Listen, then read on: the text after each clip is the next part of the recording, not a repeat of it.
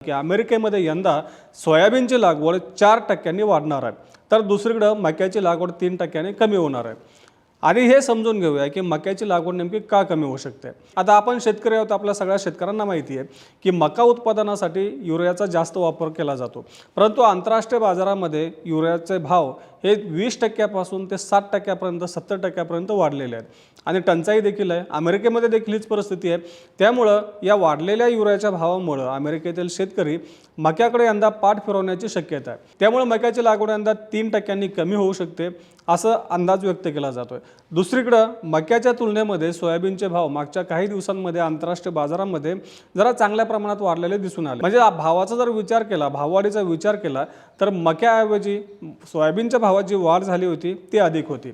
याचा देखील शेतकऱ्यांच्या पेरणीच्या निर्णयावर परिणाम होऊ शकतो असं या अहवालामध्ये सांगण्यात आलं। यंदा अमेरिकेत जवळपास 953 लाख एकरवर मक्याची लागवड होऊ शकते असा अंदाज आहे। अमेरिकेत 48 राज्यांमध्ये मक्याची लागवड घेतली जाते, त्यापैकी 38 राज्यांमध्ये मक्याचं क्षेत्र यंदा कमी अधिक प्रमाणात कमी होऊ शकतं असा अंदाज व्यक्त केला जातोय।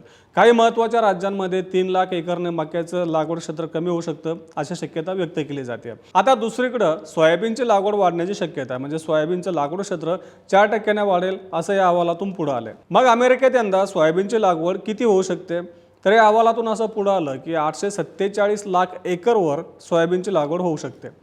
अमेरिकेत जवळपास 29 राज्यांमध्ये सोयाबीनची लागवड केली जाते आणि त्यापैकी 20 राज्यांमध्ये एकतर क्षेत्रवाढीची शक्यता आहे किंवा काही राज्यांमध्ये क्षेत्र स्थिर राहू शकतं, त्यामुळे सोयाबीनची लागवड वाढीची दाट शक्यता आहे।